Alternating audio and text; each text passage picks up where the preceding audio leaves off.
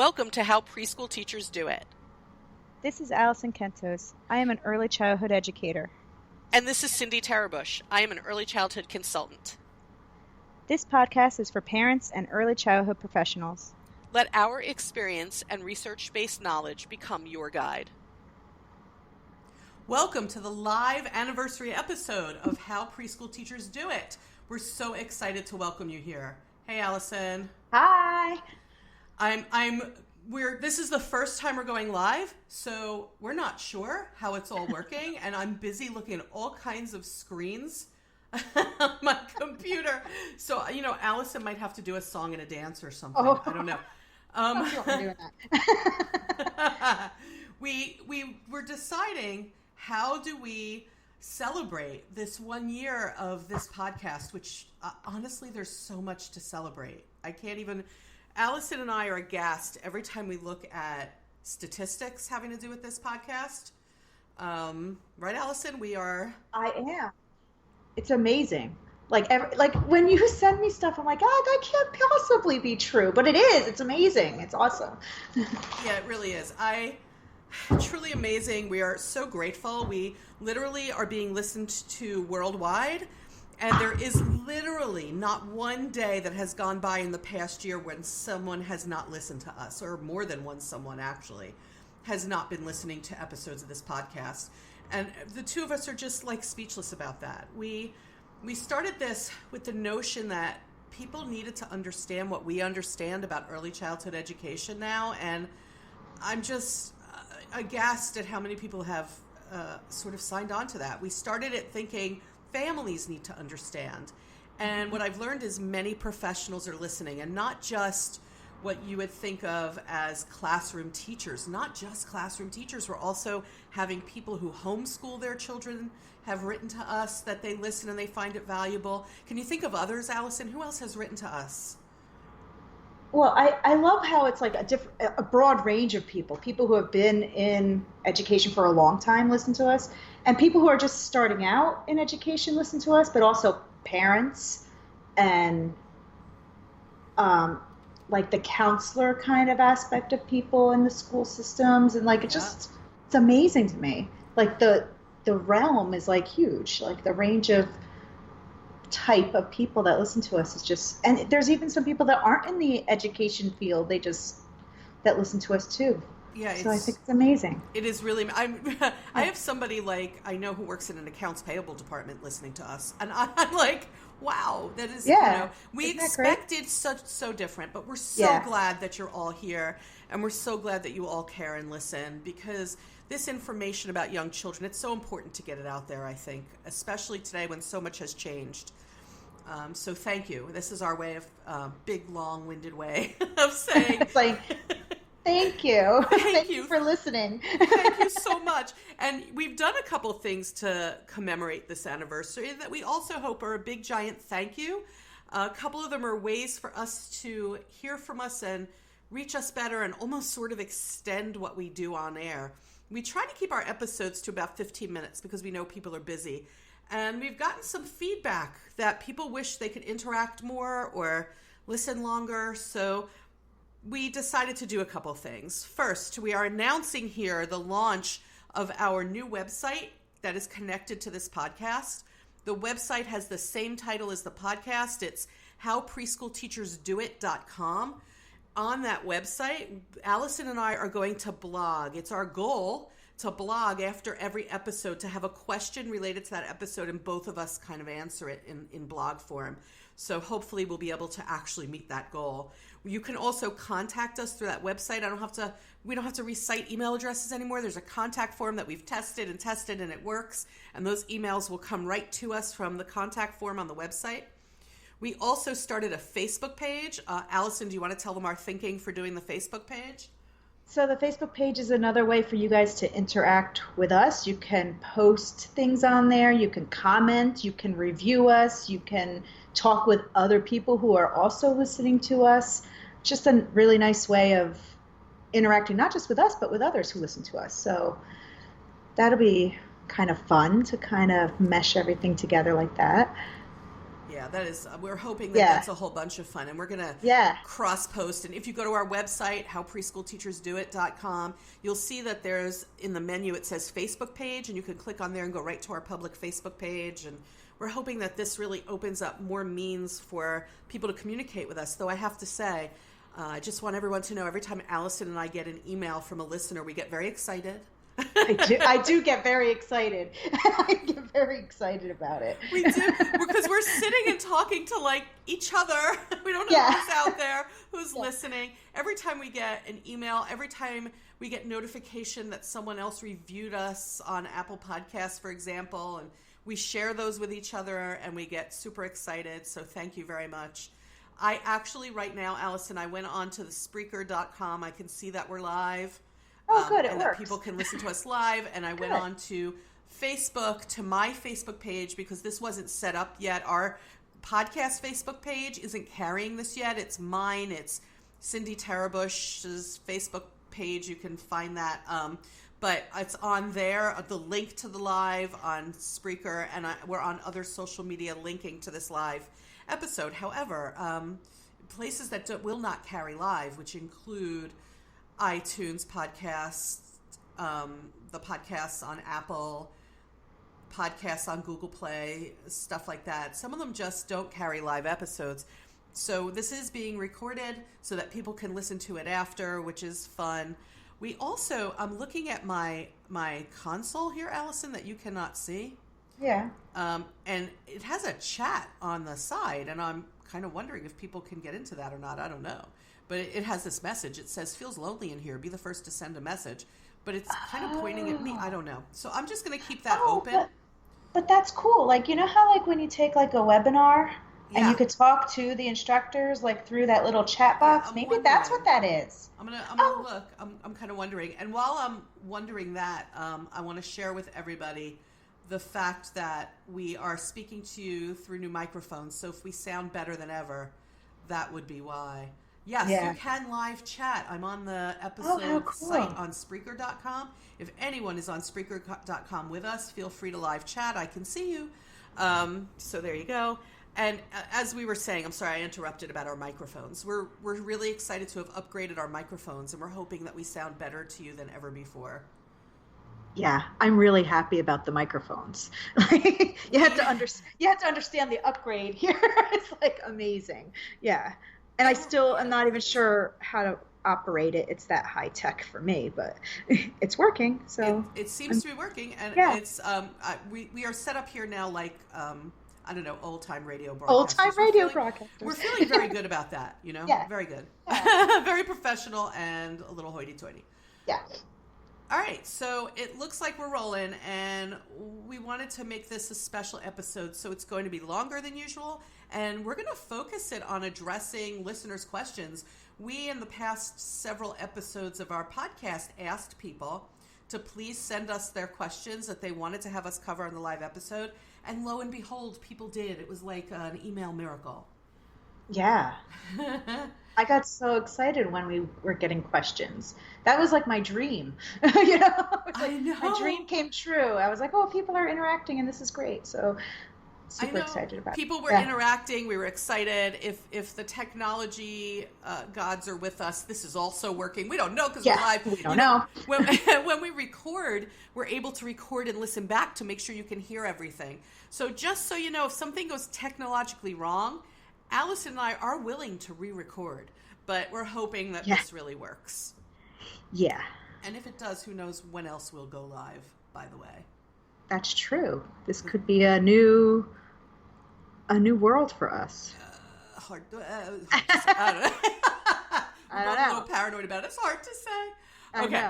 So Allison, you have that list in front of you of things people asked, I hope. I do. I'm also trying to go through emails, trying to find this specific question, because all I have is like the topic. We can just rattle on the topic. Yeah, really. No, just go. I think we'll remember because. Go ahead. Go along with the topic. The first one I have listed is about tattling, like how to handle children who are tattling on others. One of the listeners wrote in about how there's in her class, I think a lot of students are tattling. She doesn't know how to handle it. So I always, with tattling, if they're coming to me and saying, so and so did this, I'd be like, well, why don't you use your words to the person who's bothering you instead of, and then if that doesn't work, come to me and I'll help you. That's what I usually say, because that person doesn't know that you're bothered unless you tell them, is what I try to tell the kids. And then that gets them solving their own problems and communicating with the children and their classmates. Yeah, no, I think that children might be doing a couple things when they're tattling. It could be they don't know, like you're saying, they don't know what else to do. Yeah, they don't know. They don't know how to address that person. They don't know how to handle it. They don't know how to cope with it, and they're looking for our help. What I find is a lot of people tell me they think that children are tattling to them to get their attention. And, it's entirely possible. It is. I mean, and a part of me with the whole tattling is like, sometimes I don't want to close down that communication, because if something is happening and they need to tell me, that I want them to be comfortable telling me, so like at least if they come to me, I don't sit there and say, you shouldn't be tattling, like don't tattle. I'm like, okay, now go tell your friend that. And then they still got attention from me because I am talking to them about it. And then they go to their friend and they solve the problem. Yeah. My fear is like you, shutting down communication when I'm like, don't talk to me about it. I think that what we have to do is guide them. I think that there can be this element, though, of a child kind of, what they're trying to say to you is, look at me, look at how good I am. I wouldn't do that. Well, Something yeah, because like I think it gets to where children at a certain age, they get to be really about like the rules, and they're like, well, I'm following the rules, and they're very like literal, and they're like, this is the rule and this is what we do, and that person's not doing it. You know what I mean? So I feel like it's them trying to navigate this whole like rule following thing, because they're like, well, that's the rule and we need to follow it, and this person's not, and I don't think they're doing it like to be like malicious or anything. I think they're just like, well, this is what we're supposed to do, right? And so it's hard because they don't really understand yet that there's like, gray areas sometimes, and it's okay if this person's not doing it the same way as you, and that's okay. But I do think sometimes it might be maybe just wanting to be noticed. Do you know, like they... Yeah, sometimes. I don't know. But even then, if that's the thing, if the child is looking to be noticed, this is the thing I always say when people say to me, this child is just looking for attention. Yes, this child is looking for attention. Yeah. And they don't have any other way sometimes to say to you, I need some attention. Right. I think that we have to be careful to pay attention to behaviors we want to see. So when a child is tattling, to say to that child, well, if they come over and say, she did this or he did that, to say to this child, well, what do you think we should do? Yeah. What can we say or do over there? And then you sort of send the child to do that or assist the child in doing that. You're diverting the attention sort of to peer. And then just kind of walk away. I think people make such a fuss over the tattling. Yeah. That it's kind of like, almost kind of like when children tend to be aggressive or tend to bite, and we're paying a whole bunch of attention to behaviors that we don't want to see. So if the child is attention seeking, we're giving it in the wrong place. When we see that child who's tattling solve a problem, and I'm talking about literally any problem, because that's what tattling is, I think. It's a means to solve a problem. So when we see them solve any other problem, I would pay attention to that when they do it independently. Yeah. And right? And the tattling, kind of like you said, just say, what can we say? What should you do? And especially kids who are even pre-K, I can look at them and just go, well, what should you do? And let them think about the situation and problem solve. Yeah. Right. Because I think that might be part of the tattling, is that they don't know what to do about that problem. So Or they're like, they okay, don't well, let think me, it through. They don't think it yeah, they out. don't, yeah, they're just so immediate about it that they're like, well, I don't know what to do, so let me just go tell the teacher. When if they really sat down and thought about it, they probably already, if they've been in your class for a while and you talk about social emotional learning throughout the school year, they probably kind of already know how to use those words, but they're not confident in it yet, so they want the support from you, maybe, you know? Yeah, and they don't. I think teaching problem solving is an important Yeah, thing. Reenact things that have happened in the classroom with dolls or puppets, and ask the children what they think the doll or the puppet should do. yeah, Teach them that way, because then it's less threatening sometimes to some children to have it be sort of, I don't know, what would you call that, Allison? Like a third person object. yeah. It's like I don't know. Can't think of the term right now, but like, I it's don't on know. the tip of my tongue too, and I can't figure it out. But But that's okay. basically, Yeah, what we're saying, yeah, what we're saying is, yeah, children tattle for a variety of reasons, which could include that they don't know how to solve a problem, that they are seeking positive attention for themselves, that some children just think they're really going to be praised for it.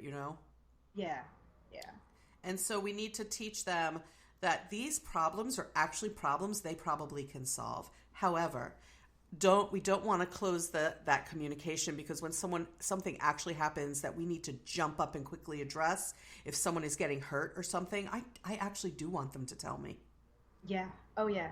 And as they get older, when it gets to be, say, a bullying situation, you want them to be able to go to you and say, "Hey, this is what's happening," Oh, and 100%. and for them to know you are going to take that seriously.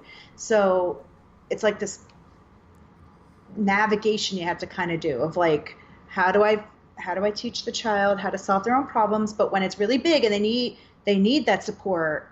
Do you know what I mean? So like, you won't want to fully shut them down, And because then they'll never tell you anything. since you said that thing about bullying, and you want the children to come to you, when you think about it, it's kind of probably related in their heads, tattling and coming to you to tell you something like that.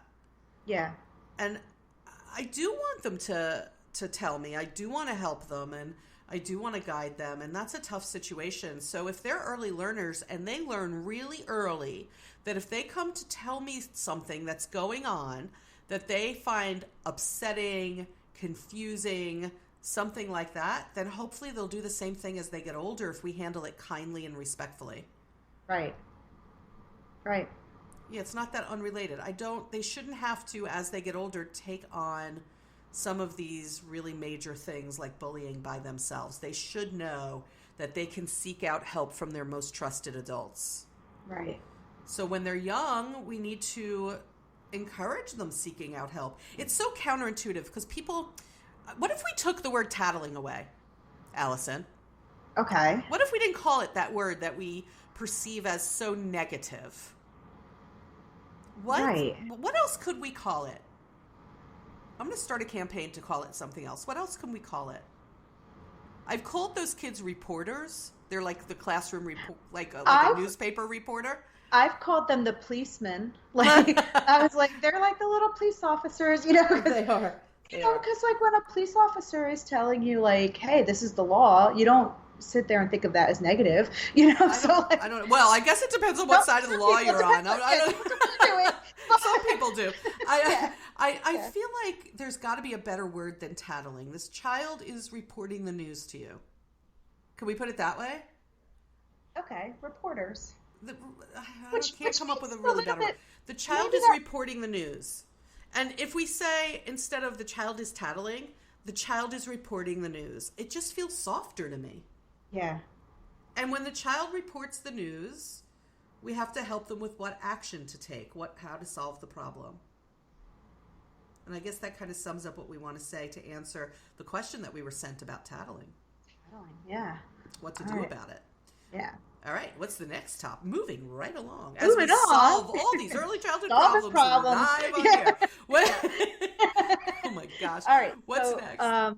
Another listener wrote in saying she has some difficulty keeping children in line What is that? when they're In going line, in a physical line? Was that in physical line? line, like when they're going from place to place. So like if they're going from one classroom to the playground, keeping the children in line. I think she was saying that children get out of line and kind of run around a little bit, and she Yeah, can't. they do.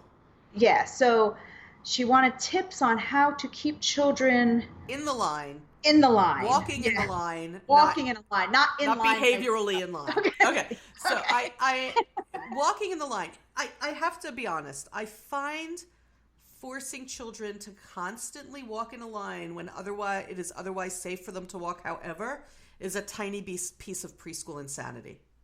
Yeah. If we're not in a parking lot and we're like in our hallway, we can teach children to move over to the right as we do in the country in which Allison and I are broadcasting. We can teach them to move over to the right when someone is coming. I'm not sure why we force them into these lines. I don't know what makes people think that if I don't have 2-year-olds walking in the perfect line, they won't be able to do it when they hit kindergarten. They actually can. They can. And But even sometimes when they get to kindergarten, they can't because some of those kindergartners have never really been to a school that made them do that. oh, And that's that's true. okay. Yeah, that's You true. know, They learn to do it there. they'll learn. But I understand the need for a line for safety reasons sometimes. Yeah. And honestly, I'm going to be honest. So I was in the supermarket the other day. I'm also not good at waiting in lines.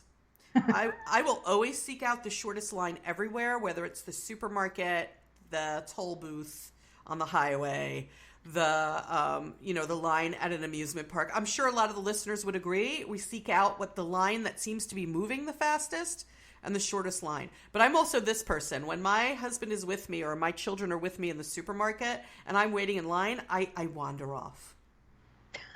I do. I do. I'm like Because checking. I'm you're not checking. online anymore. I'm checking the brands of gum in the next aisle. I'm like looking at the things that they have in those bins near the register. I'm like mentally and sometimes physically wandering off. So I feel for these So, children because I yeah. also am a line wanderer. You know how Yeah. you keep me in line? I'll tell you, and it's the same for kids. Entertain me. That's how you keep Yeah. me in the line. Yeah. If I'm standing there and somebody I'm with is talking to me, or they have sometimes they have those video screens with something for you to watch, I I stay in line. But But I don't think in school we're going to be carrying around like an iPad with a video on it to but get what the kids can to you do? follow But you. what can you do? Well, What should you be doing when they're in the line? You get them to stand get one them to behind stand the in the other, line. Yeah. So and then like, do what? and then, well, in my school, what I do is because my kids are little, and when they're wandering all over the hallway, sometimes these big fourth graders don't see them because they're little, and it can get Aw. kind of safe. Yeah, I mean, the fourth graders are they're really awesome about it. They treat my kids really well, but sometimes just the nature of fourth graders, they're not really looking, so like they're talking to their friends and they're not online. So I always have the kids, like I have a strip in my classroom. I'm like, stand on it's a different color every year. This year it was purple. I'm like, stand on the purple line, and so they're already kind of in a line because they're standing on the purple Right. line. And then once we get to the hallway, I say, put your finger on the wall, one finger on the wall. And then that kind of gives them like this thing to concentrate on. Like, I got to really keep my finger on this wall, and then they're naturally like all on the right side of the hallway because their finger's on the wall. And then I'll sing a song usually. Like sometimes I sing, keep your finger on the wall, keep your finger Oh, on the that's wall, not go bad. walk it I was down the gonna wall, say keep they your must look finger like on little the wall, soldiers. Yeah, yeah. So and they don't all keep their finger on the wall. They'll like take their finger off and wander around, and then they'll be like, okay, my finger's back on the wall. That's fine for me. Like I don't care if they're kind of wandering a little bit as long as they don't wander off, Yeah. So, and then But when you have to contend with a lot of older children in your school. You're in a public in a, school that goes yeah, to what grade? What's the highest fourth grade? fourth grade. Fourth grade. Yeah. So you have to Yeah. contend with a lot there. Not every preschool has to contend with all that. So we don't Yeah. have to say finger on the wall is the way to do it, people. Right. There are many ways to do it. I've seen people kind of point out, oh, we're going to stay in these boxes depending on how their floor is. But I'll Yeah. tell you what, if you entertain them kind of like I like to be entertained in line, they Yeah. just kind of march together. if Yeah. you give them a way to walk, we're all going to tiptoe in line. We're all going to jump in the line.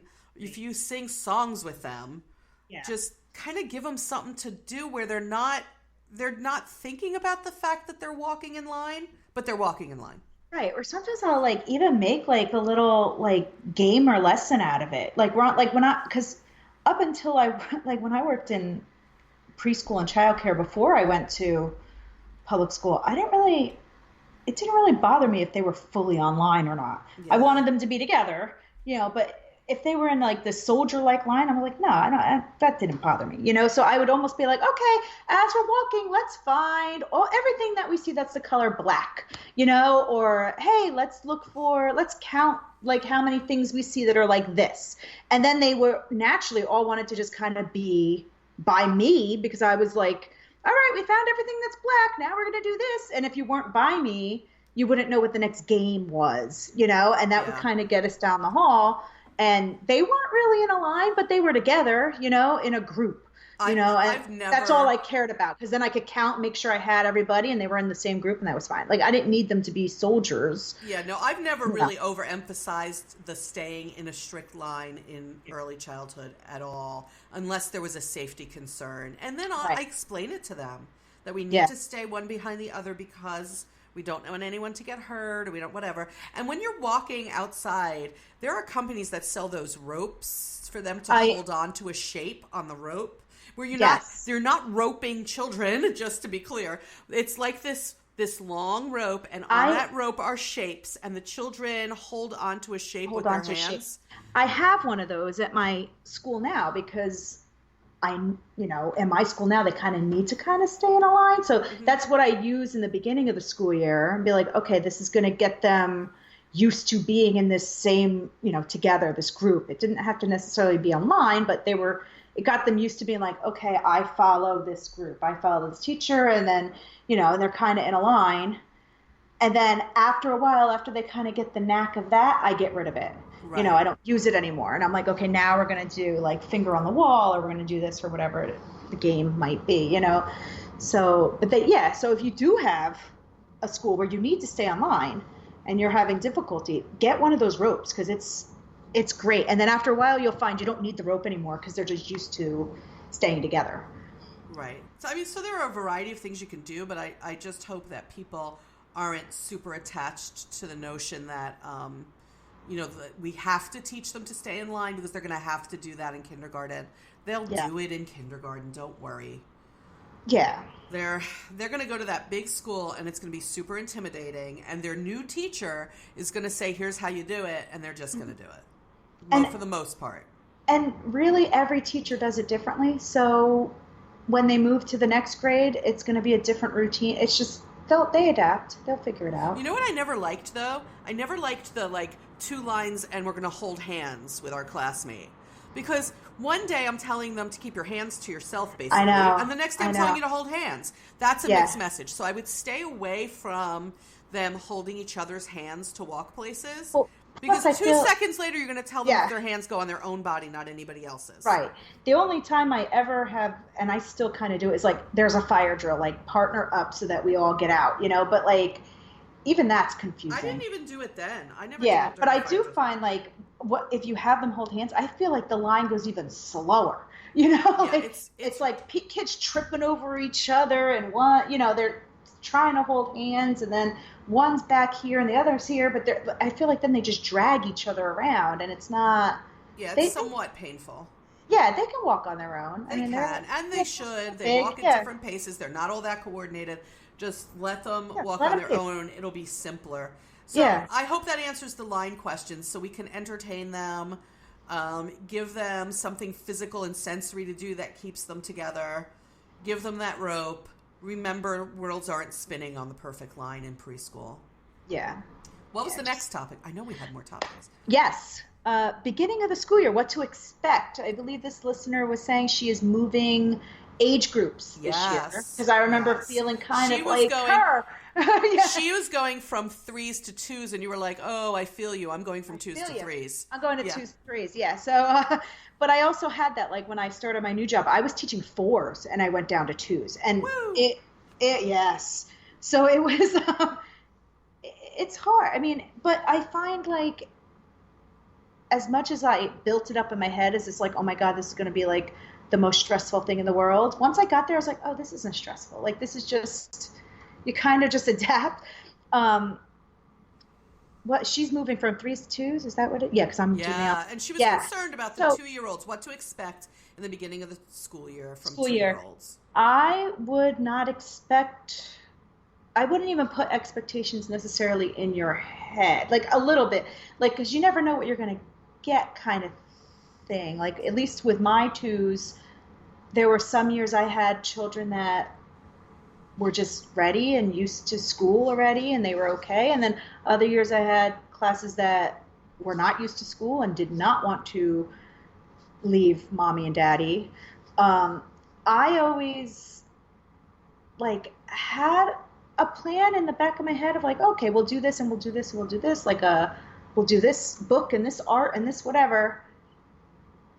But it was okay if we didn't get to it because Yeah, in the there's, beginning of the year, you know you're what not I going to mean? get, you Like have to help them. I had it all in Yeah. there. Like, like, okay, we'll do this if everything's going and everything's going smooth and we'll have stuff to do. Or if I need to pull this out of my hat, I could do that. But if I didn't get to it, I didn't stress out about it because a lot of times in the beginning of the year, I'm just concentrating on like, let's get you comfortable. Let's let you know that I'm your safe person here. This is what we do here. You're okay. Lots of hugs if they want Yeah. hugs. Lots of like, you're okay. Like, here's your family photos on the wall. Like, kind of just getting them acclimated to school.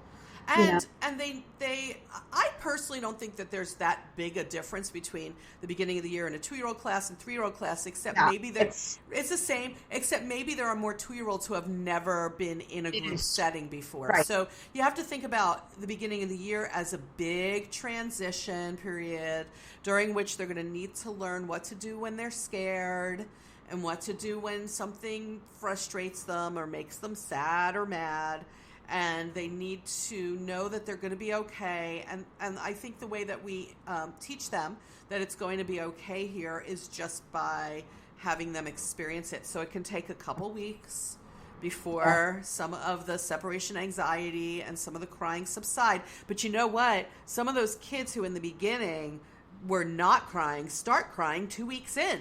That's my Yes. experience with 2-year-olds. 2 weeks Yeah. in, all of a It's sudden, the kids with no separation anxiety have separation anxiety because yeah. they've realized this isn't a choice. You're being forced to come here all the time. Yeah. That is very true. It's like what was fun in games, like, oh, this is all new. Like this is different. This is cool. And they think it's just like a play date kind of thing. And then 2 weeks in, they're like, oh, wait, I got to come here every day for Yeah. the rest of my life.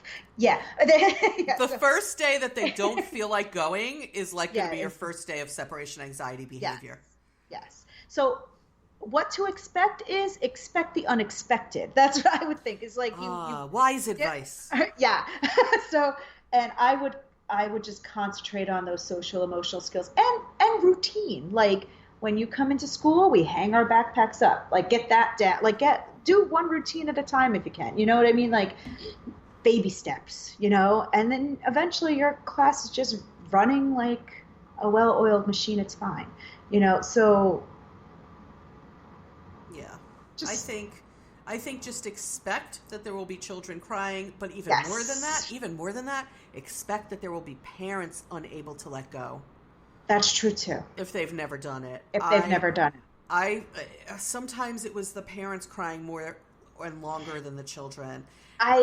Yeah, and I always like I'm pretty good at comforting the child who's sad, but the mom who's lingering outside, I'm like that I have trouble because it's like your brain is in two different places on that mom outside in the hall and here, so it's Lingering really isn't good. lingering is not good. Lingering's not Yeah. good. Yeah. We always send one of two messages to our children, and we're either sending the message, I believe in you, you are capable, or we're sending the message, I don't think you're going to be okay either, and you're not capable. Right. When people linger too long, the message is, I don't think you're going to be okay either. I don't really trust these people either. I don't trust these people. Right. I don't This think place it's going to be isn't safe. okay. You Yeah. can't handle this. When you linger, the message is no good. So the best thing to do is to bring them in with a smile on your face, cry later. Bring them in Right. with a smile on your face, tell them to have a good day and say goodbye. Never, ever, ever, ever sneak out on your children. That really erodes children's trust in adults. Yeah. So, just say goodbye, have a good day. I will see you when I get back, and leave. And then And get and to your this car and cry if you and need to. right, and Yeah. any preschool that's worth its weight will, if you ask, will contact you to let you know when they stop crying. And what, and especially now in this world with all those apps that people connect to families with, Oh yeah. teachers are telling me what they do is 5 minutes later, the child stops crying and they take a picture of the child playing now and send it to the families, and they feel so much better. Yeah. But they're going to cry for as long as you linger. That's the thing. Yes, because yes. So Yeah. please, again, I can't beg you enough to say goodbye. Look at your children in the eye and say goodbye, and do not sneak out. Right. I would, get a routine going, whatever your routine is, and stick to that routine until they don't need that routine anymore. And by the way, that could be years. We didn't always know that. And Right. I think that I speak for many early childhood educators when I say there was a period in time where we were taught that the best thing to do was to have the family sneak out. And Yeah. and so we did, but now we know better. So if that's something that you're feeling like, if you're listening and you're somebody who's been working in early childhood for a long time and you're feeling like, but we always did that. I know you did. We now know better about the psyche of children and what it does to their perceptions of the world. So we just need to stop doing that. So much of what Allison and I talk about are things that we now know that we didn't always know. Yeah. And this is one of them. So I think at the beginning of the year, what are we saying? Expect the unexpected. That was Expect the great advice, unexpected. Allison. I love that. Always expect the unexpected in preschool, but expect the unexpected. Be ready for upset families and to guide them. And just know that a couple weeks in and it'll smooth out usually. Every so often you get a student who cries beyond that couple of weeks, and they really just need some reassurance. They're feeling insecure. And they need to know what to do with that. They don't know. Yeah. They just don't know how to handle it. Yeah. If you have a responsibility for them when they enter the classroom, that's also helpful. If you teach them when you come in, after you hang up your coat, you have to go over and move your name from this part of the display to this part of the display. Some people will have a thing that symbolizes home and another thing that symbolizes school, and they have to move their name. Depending on the age of the child, you might have something where they attempt to write their names on something. They need to have a sign-in because that attaches them. It helps them make the transition and attach them to the classroom because they come in knowing, I have a responsibility. The stuff is right over there. I have to go do that. So you teach them that in the beginning, and that also helps to smooth out the transitional phase. Yeah. Anything else you can think of? No? We good? No. Okay. I think we're good. We did it. Yeah. Okay. Yeah. If I recall correctly, Allison, the next topic has to do with our episode about social media. It is. That is the last topic I have on here is about the feedback we got from that episode. We got so much feedback from that episode. If you have not listened to that episode, it was our normal 15-minute episode where we talked about the impact of social media on young children. In 15 minutes, we can't even talk about it all, but I'll tell you what, we got so much feedback from that, even from relatives of mine. Who I did not know listen. So we got so much feedback that we were both impressed and realized we need to address this again. And I want to talk about the different components of that feedback. Okay. I want to make sure that I'm not leaving anything out. So we did get a message that pointed, so I want to pull it up in front of me, the message that I got that pointed out some things about as children get older. I'm going to pull that up. Oh, yeah. And, I was like, these are all really valid points. Allison and I usually do talk about just preschoolers, but they were super valid points. So here's what the message says. It says, listen to your podcast on social media. What about children who want to be on social media but don't want parents knowing about it? Bypassing age restrictions and such. Very valid. And I think that it does sort of relate to early childhood because, as Allison and I said on the episode, they are so aware that they are on social media, that things are being shared of theirs from the time they're about 2 years old. They're aware.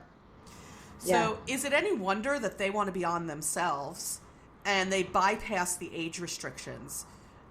It's an age-old thing already that kids lie about their age to get onto something like Facebook, though they're not on Facebook so much anymore. Nah, not anymore. Right, but the kids will try and bypass those restrictions. Honestly, it's hard to say what to do about that, except families really need to be in tune to it. When my kids were first, social media was becoming a thing, my kids were, I think my oldest child was probably middle schoolish or something. And no, maybe older, maybe high school. And he wanted to be on social media. And I said, I understand that. And frankly, I think he did bypass the age restriction, but the rule was that I had to be connected with him on the social media. Yeah. But back then kids weren't as savvy. They didn't have as many ways to make up fake accounts. Right. Whereas now they know more than we know. Right. Yeah. I think it's an issue. We have to acknowledge the issue, and I think families, from the time children are very, very, very young, need to be talking about the rules that they have in their families about social media. Yeah, and I think, it was easy when I was a kid, there was no social media, but I remember I do remember, this is going to date me, forgive me. Do it, I'll be so happy because you're younger than me, do it. The AOL chat rooms were a big thing when I was in high school Okay. and college. Okay. That's how old I am. You need to But explain anyway. what that is for people who are younger than you and me. So AOL chat rooms, you would log into AOL and you would chat, like messaging, kind of, I guess, like It was called AOL Instant Messaging. Instant message. Oh, I couldn't It's even remember. almost right. It's almost like texting, only it's not. Okay, but you could also get into these rooms that were chat rooms with people you didn't even know. Oh, I mean, yeah, these people remember could that. be like in like Australia. I mean, you didn't even know these people. You would go in and be like, okay, that looks like a topic I'm interested in, and you would go in and you would be in this chat room with people you don't know. Okay, and I didn't really do that when I was a kid because I didn't have a computer because But I did. Because I'm old, but I did have a friend who is a year older than me who did have a computer. But their rule was that the computer had to be in a public space. And so while she was over there on her AOL chat, at any moment, her mom or dad could be behind her reading everything she wrote. Right. So they have to be in a public space is a great rule. Right. So you can't have a computer in your room. Don't have a computer in your room. You can't use a laptop in there. It's going to stay where I store it. Right. And the phones can't go with you. Like, you know what I mean? 'Cause Right. the phone is now this big thing. So have your chargers for your phones be in like the kitchen, not in the bedroom. iPads, you are not taking the iPad to your room or the Samsung tablet. I don't want to do any one brand. We're not sponsored by anybody. Yeah. But whatever tablet you have, whatever laptop you have, whatever, not permitted in the bedroom. In the bedroom. Yeah. You can do that so that they're in a public space in your home and you can see. That doesn't prevent them from doing things online at friends' houses, though. I think there's only so much that There's only so much you could do. Monitor and police. And so what we actually need to be doing is teaching them some things from the time they're very young. Things like some of the things you see on the social media or on the computer aren't real.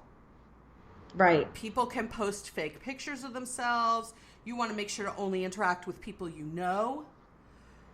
I think that we need to, and I think people are still wrapping their head around what rules they need to have because it's changes rapidly. My kids were on Facebook. Now my kids are not on Facebook. Neither is any young person. They're on Instagram, Snapchat, Snap. Yeah. right?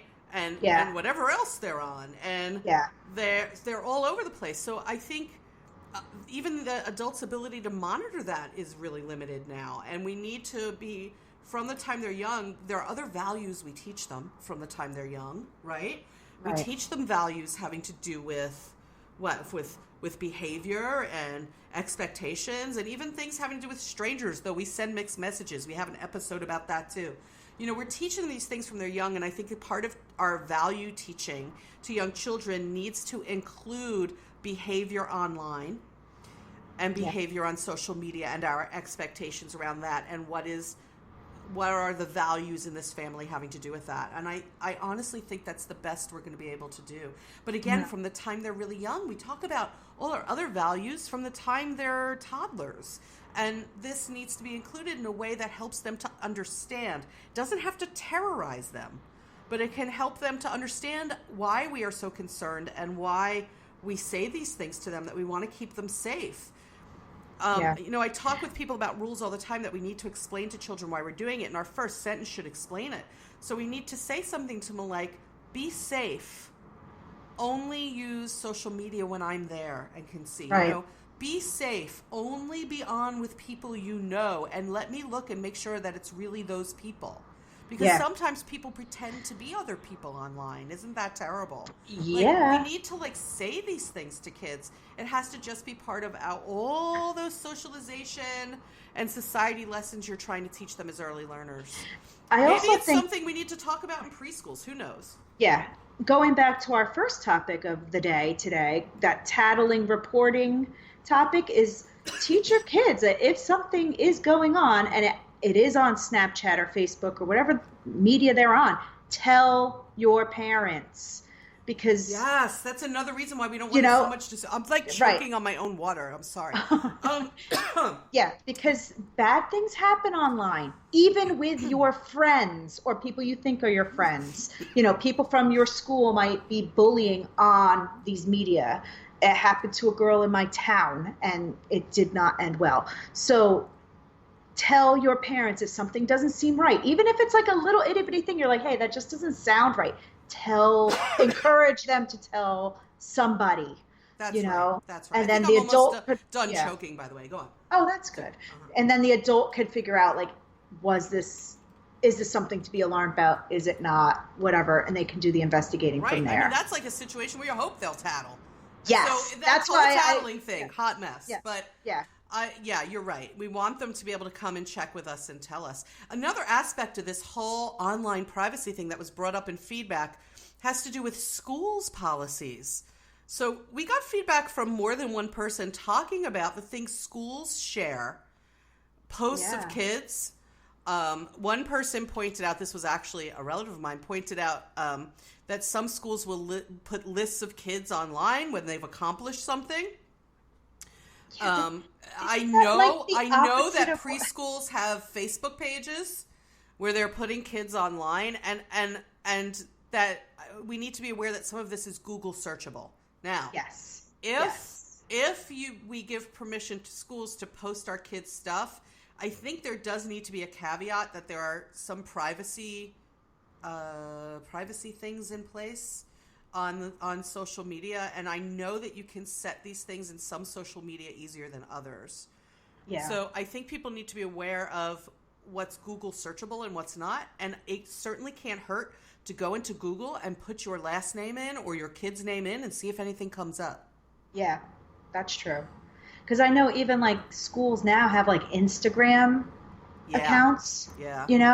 And I know at most schools you have a photo release form or a privacy release form or whatever it is. Yeah, but you do. But people don't realize. Still, you don't realize that anybody can go on there and see your kid. Yeah. It's not necessarily a private Instagram account or a private Facebook page. It's out there. And for some people, there's a difference between you can see my kid's picture and the name isn't there and putting their name there. And it seemed to me from our feedback that the objections from people were more about when they find their child's name online. Not so much the picture. We didn't get feedback of, they post my child's picture on Facebook or they post my child's picture on Instagram. We got feedback of they're putting my child's name out there. And I found out by searching on Google that I can find it, and that makes me uncomfortable. So the feedback to us was basically we not only do we have to think about the children's behavior, but what the adults are doing, often without realizing how searchable it is and what that can tell people out in the world. What else? What other people also gave us other social media questions? Do you remember, Allison? No. Oh, we got feedback actually talking about how they wished that topic was longer. Oh yeah, that was it. Because I remember. One person who gave us that feedback was my son. Yes. But we also, I said to him, "You're not the only one who said that. That people were wishing that the topic was longer." Yeah. And I'm hoping that discussing it online now, on live on our podcast, and maybe blogging about it in the future, and continuing to have this conversation will help. We're very mindful, Allison and I, of people's time listening to our podcast, but we may approach it different ways in the future. Right. And I do think the website and the Facebook page will help us kind of extend topics as we need and just make the discussion a little longer. But yeah, in the future, maybe we'll do some longer episodes about things. Yeah, maybe. I don't know. Yeah, I don't know. If you feel like, I would like to say this, we now have that contact form on our new website. The website is howpreschoolteachersdoit.com, just like the title of our podcast. And I'm kind of hoping people will go into the contact form if they agree that episodes should be longer. That's something that we would need feedback on, and significant feedback compared to the number of listens we get. This is going to be like one of those mathematical things that I find difficult to do. Yes. It's why I teach preschool. we have reports telling us how many thousands of listens a week and all that stuff. So we would have to kind of compare that. So feel free to flood our email if you feel like, no, your episodes need to be longer. Anything else that we want to say about social media other than it's a hotbed of issues? Yeah, just be very, very, very careful.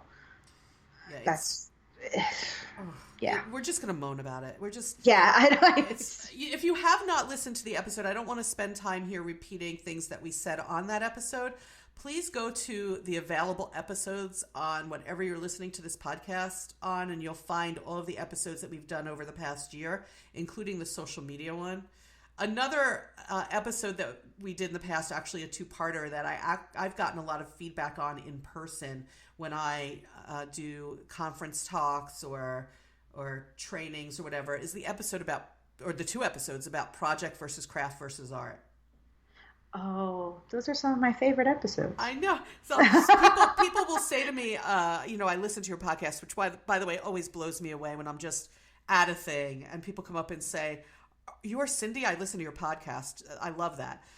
So people are saying I shared your episodes. Basically what they're saying to me, I shared your episodes about project versus craft versus art with other families or with the families who send children to our preschool, because people are needing ways to explain to people that basically crafts are not a great use of educational time. Yeah. So we did get a lot of positive feedback about those episodes. Our most listened to episode, though, Allison, as I look at the statistics, actually is our first episode, which could have been because of all the PR that went out about it. I don't know.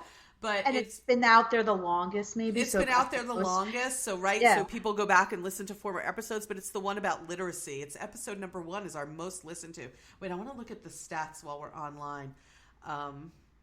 See if I can get to it. You would think I'd be better prepared for this, but I didn't know we were going to talk. This is very spur of the moment. I know, because now I'm smiling here because I'm like reminiscing about like different episodes we've had and like my favorite ones. Let's see. You there? Yeah. You can still hear me? Thank God. Okay. I can still hear you. So, yeah, the most listened to episode is episode 1, Modeling Literacy Skills for Young Children. After that, it looks to me like there's a whole bunch that have been listened to a lot. And math on the spur of the moment isn't quite my thing, but a very, very listened to episode is episode 5, Children's Emotions, How to Validate Their Feelings. And that just makes me feel good that people want to listen to that, right? Yeah. Also, the 2 parts about setting boundaries, which is not surprising at all. Oh, yeah. I had some parents at my school talk about those episodes. Those were some of their favorite episodes, and they got a lot of good tips from them. Right. So, right. Yeah. So I do hope, as we begin to draw this to a close, Allison and I said that we would do probably about an hour of this live celebration episode. We are at 54 minutes, Allison. Amazing. I know. Seems like 15 minutes. I know. It really does. Maybe because we did several topics people wrote in about. Unfortunately, we didn't necessarily get to every topic that people wrote in about. But, listen in the future. You just never know when you write to us that whether it's going to show up as its own episode on our podcast. We do sometimes look for inspiration from the people who listen now. And we also keep our eyes open in the early childhood world. We had an episode once about, is your expert really an expert? And so we do hope that if you're listening to other people or reading other people, that you understand what makes somebody an expert. Sometimes we see things out in the world, Allison and I, and we think, oh, we have to talk about that. Yeah, that happens a lot. Yeah.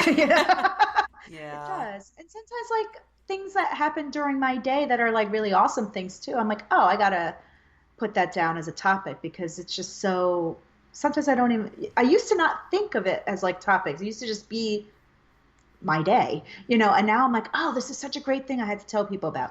So I write it down. Everything is a potential topic to me and Allison. Yeah. I want to look and let people know while they're listening to this, we have some really cool topics coming up. Let me see if I can get to the upcoming topics.